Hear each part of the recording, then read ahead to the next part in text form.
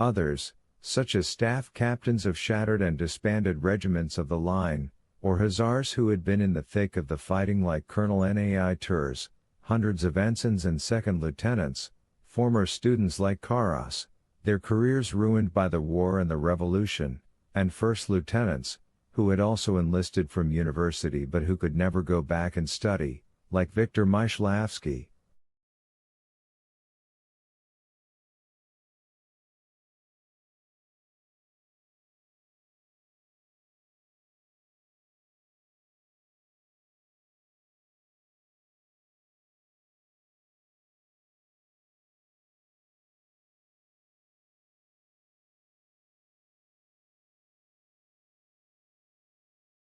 In their stained gray coats, with still unhealed wounds, with a torn dark strip on each shoulder where their badges of rank had been, they arrived in the city and they slept on chairs, in their own homes or in other people's, using their greatcoats as blankets. They drank vodka, roamed about, tried to find something to do and boiled with anger.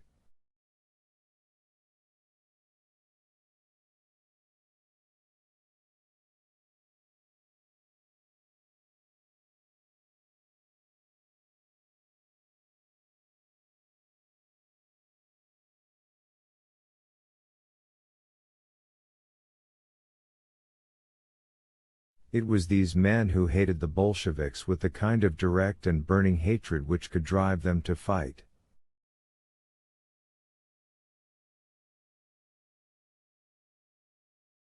And there were officer cadets. When the revolution broke out, there were 4 officer cadet schools in the city, an engineer school, an artillery school and 2 infantry schools.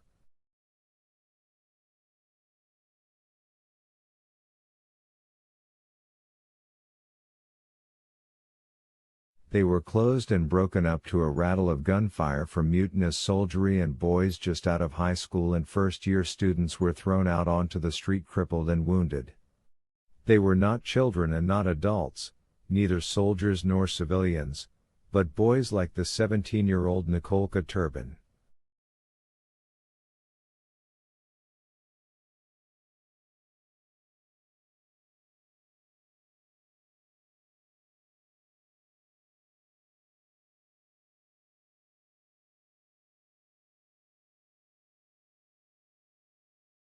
Of course, I'm delighted to think that the Ukraine is under the benevolent sway of the hetman.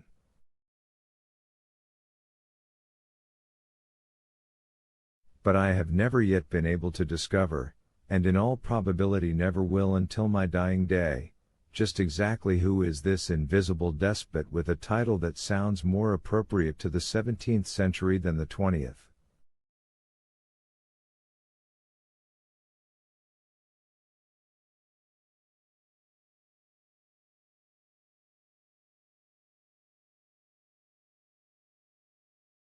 Yes, exactly who is he, Alexei?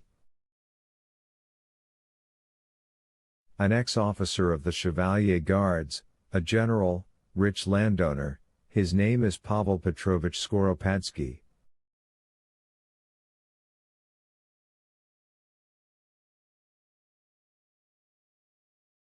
By some curious irony of fate and history, his election, held in April 1918, took place in a circus, a fact which will doubtless provide future historians with abundant material for humor.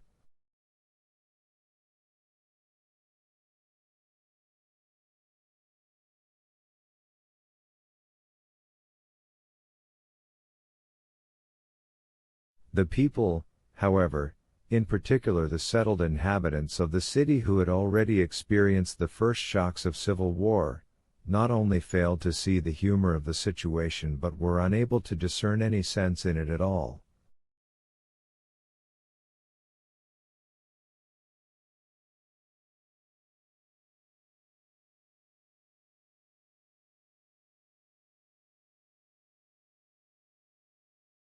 The election had taken place with bewildering speed.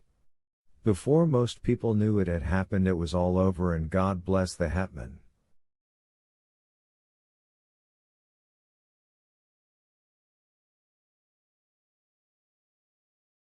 What did it matter anyway, just so long as there was meat and bread in the market and no shooting in the streets, and so long, above all, as the Bolsheviks were kept out and the common people were kept from looting.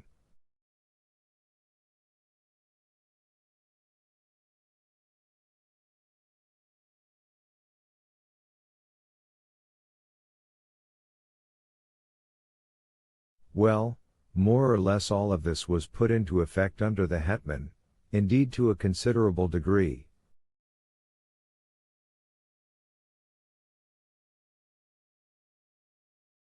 At least the Moscow and Petersburg refugees and the majority of people in the city itself, even though they laughed at the hetman's curious state and like Captain Thalberg called it a ludicrous operetta, sincerely blessed the hetman, and said to themselves,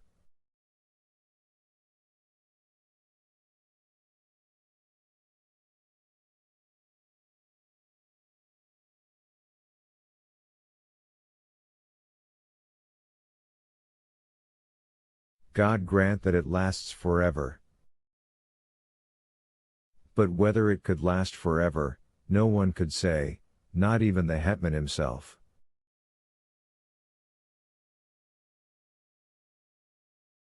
For the fact was that although life in the city went on with apparent normality, it had a police force, a civil service, even an army and newspapers with various names. Not a single person in it knew what was going on around and about the city, in the real Ukraine, a country of tens of millions of people, bigger than France.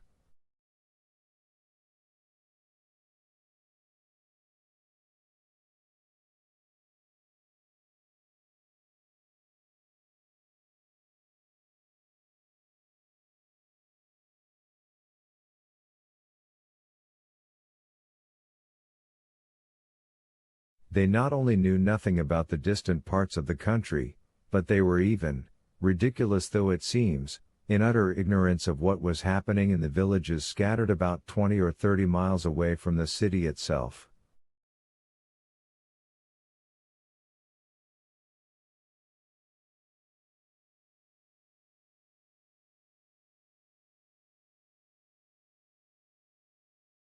They neither knew nor cared about the real Ukraine and they hated it with all their heart and soul.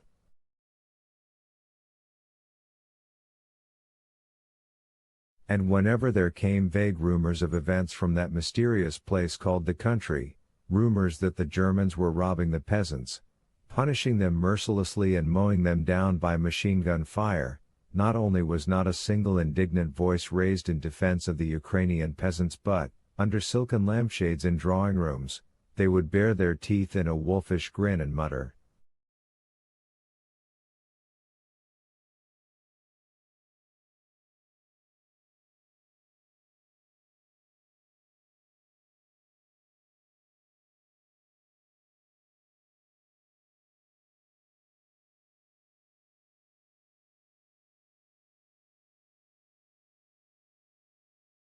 "Serve them right." And a bit more of that sort of treatment wouldn't do 'em any harm either. I'd give it 'em even harder. That'll teach them to have a revolution, didn't want their own masters, so now they can have a taste of another.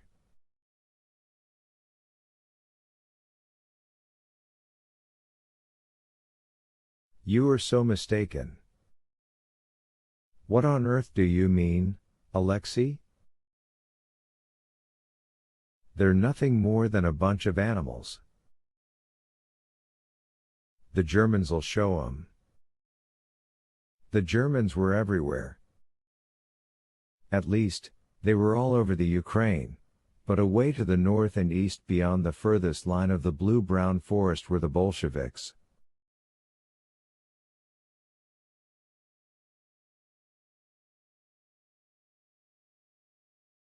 Only these two forces counted. 5. Then suddenly, out of the blue, a third force appeared on the vast chessboard.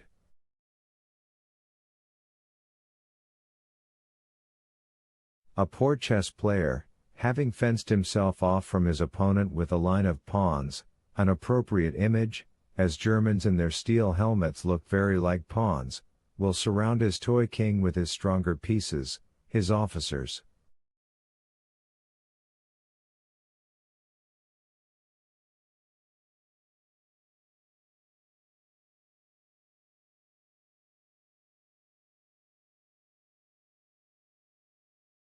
But suddenly the opponent's queen finds a sly way in from the side, advances to the back line and starts to knock out pawns and knights from the rear and checks the terrified king.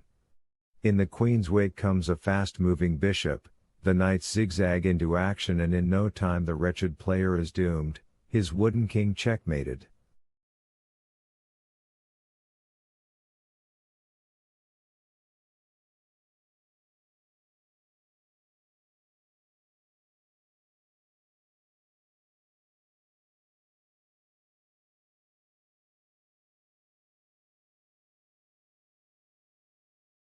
All of this happened very quickly, but not suddenly, and not before the appearance of certain omens.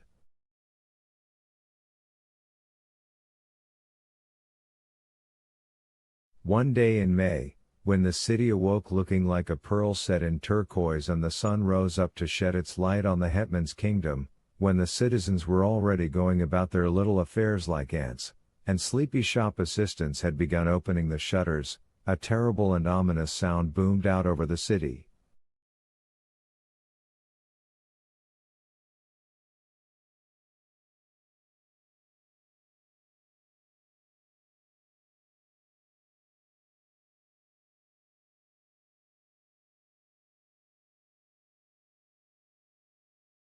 No one had ever heard a noise of quite that pitch before. It was unlike either gunfire or thunder, but so powerful that many windows flew open of their own accord and every pane rattled.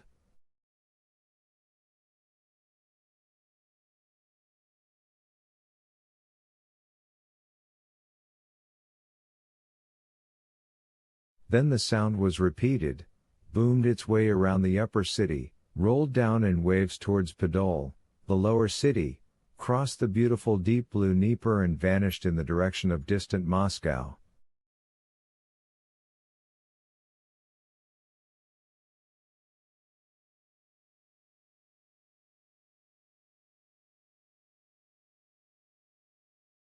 It was followed instantly by shocked and blood-stained people running howling and screaming down from Pechorsk, the upper city.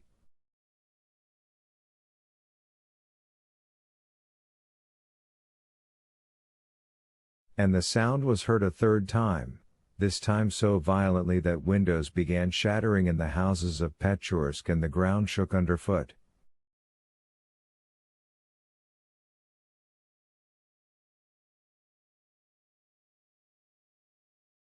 Many people saw women running in nothing but their underclothes and shrieking in terrible voices.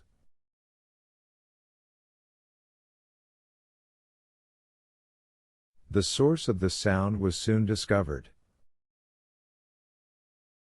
It had come from Bear Mountain outside the city right above the Dnieper, where vast quantities of ammunition and gunpowder were stored.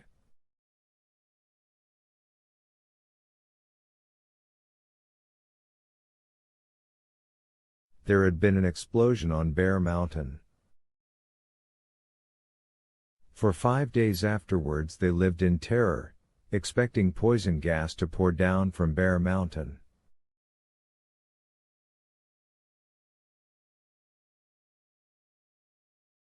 But the explosion ceased, no gas came, the blood-stained people disappeared and the city regained its peaceful aspect in all of its districts, with the exception of a small part of Pechorsk where several houses had collapsed.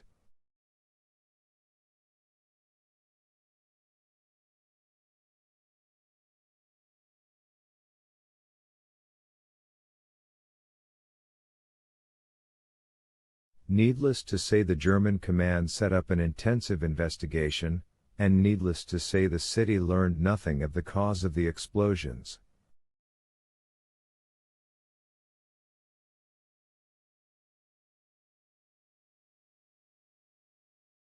Various rumors circulated. It was done by French spies. No, the explosion was produced by Bolshevik spies. In the end, people simply forgot about the explosions. The second omen occurred in summer, when the city was swathed in rich, dusty green foliage, thunder cracked and rumbled, and the German lieutenants consumed oceans of soda water.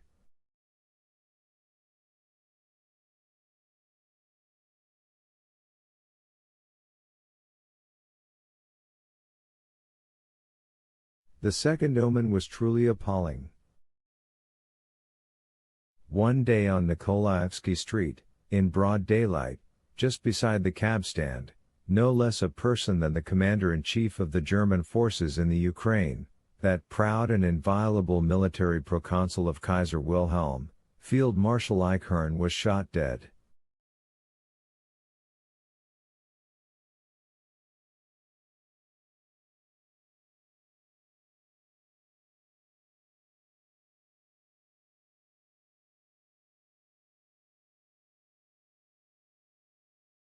His assassin was, of course, a workman and, of course, a socialist.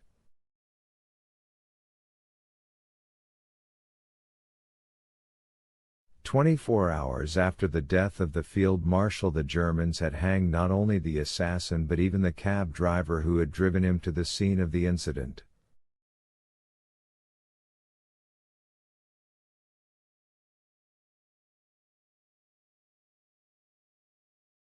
This did nothing, it is true, towards resurrecting the late distinguished field marshal, but it did cause a number of intelligent people to have some startling thoughts about the event.